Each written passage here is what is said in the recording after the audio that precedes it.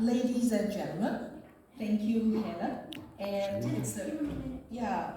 I'm just thanking everyone here, and we got a few seconds to type in questions for Hannah and general questions to the panel.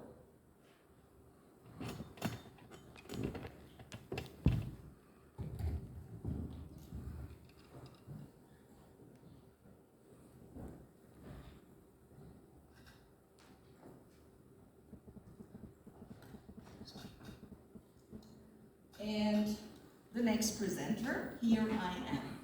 Okay, again, thank you very much for being here with us. And let me just tell you about my segment here of the panel.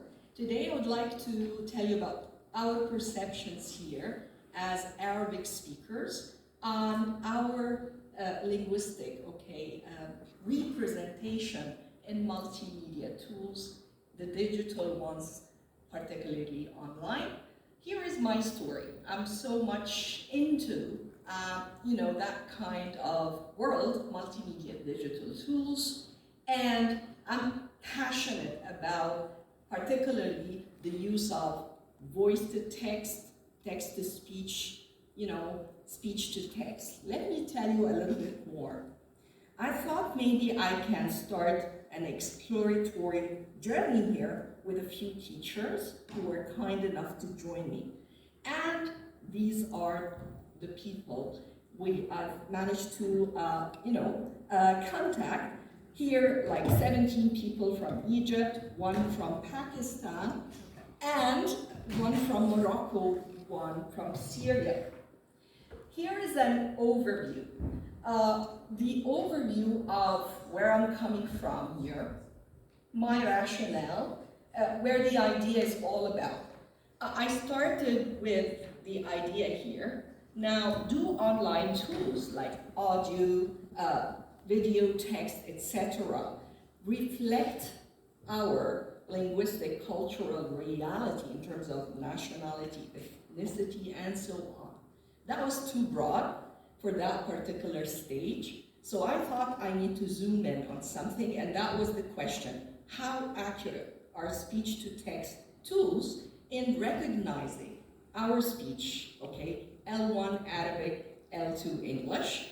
And again, these are 20 fluent speakers of Arabic, L1 Arabic, teaching in English, and it was like two parts. They performed like two tasks together.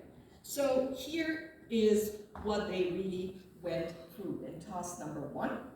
I simply asked them to self-record. I created this very small text and asked them to read it out aloud, self-record, send it back to me. That's what they did, And then I ran it by Zoom, That was the most accessible to me. I found it really interesting by activating the live transcription, auto captioning bit.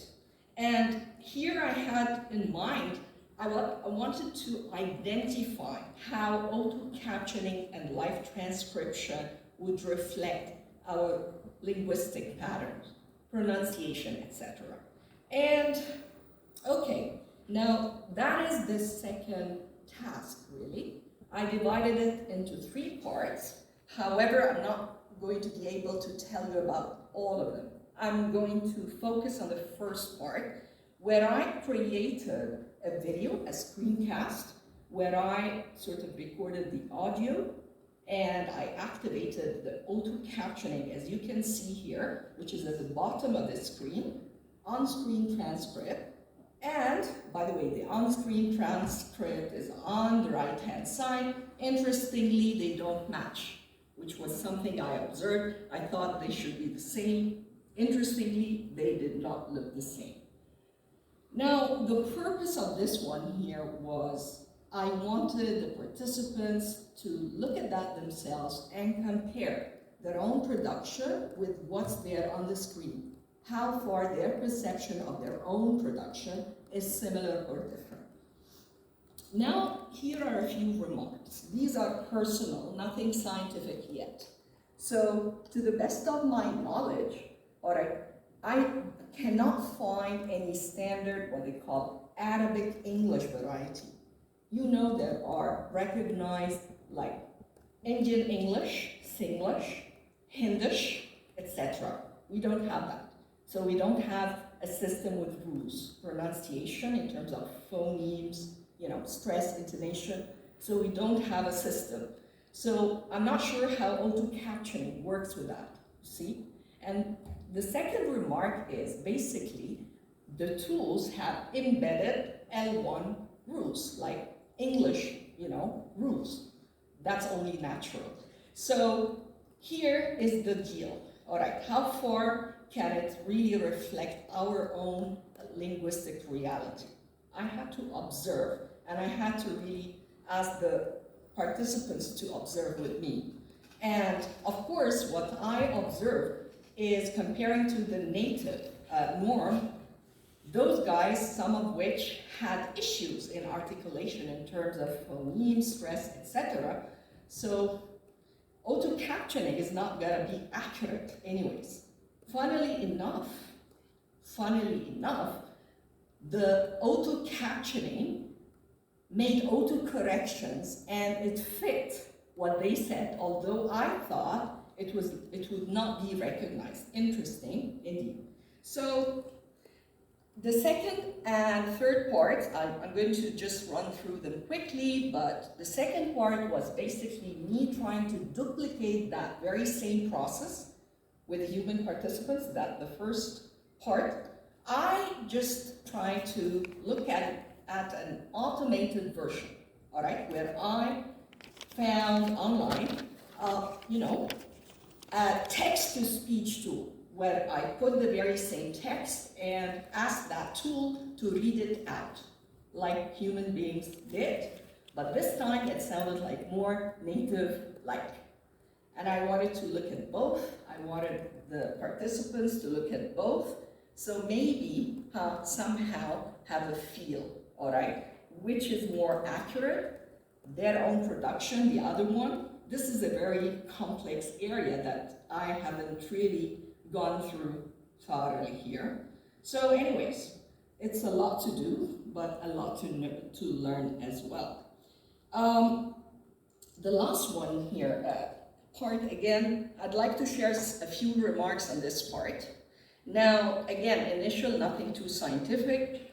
Of course, the automated version, of course, was closer to native-like patterns and, of course, more accurate most of the time, although there were inaccuracies, interestingly enough. I would say like 90% accurate, but 10% inaccurate. Now, for participants, underlying, I thought many of them, because they are teachers, would make that comparison, all right, between the two versions.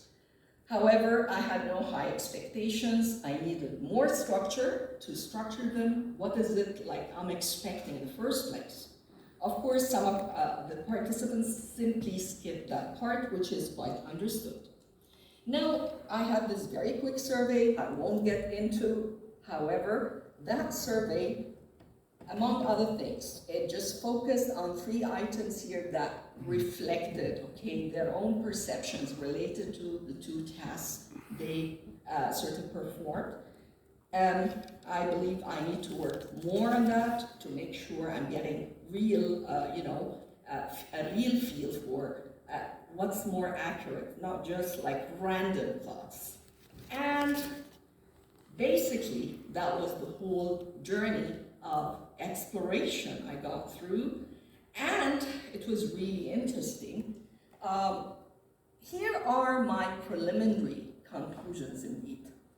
Well, I believe, strongly believe, that any sufficiently advanced technology is like magic. Really, it's magical. Looking at this world was flabbergasting. I was like, okay, that kind of technology really is amazing. So, something else here. Well, every once in a while, a new technology, some problem, a big idea turns into an innovation. So who knows how things will be in the future? And there is that question of innovators versus early adopters or laggards. Okay, maybe we're not innovators, however, I hope I'm one of the big audience of early adopters of similar technologies. So we're not laggards, hopefully. And I guess that's about it. And here is our slide for questions and comments. Please visit the the Padlet and share your comments. Thank you very much for listening.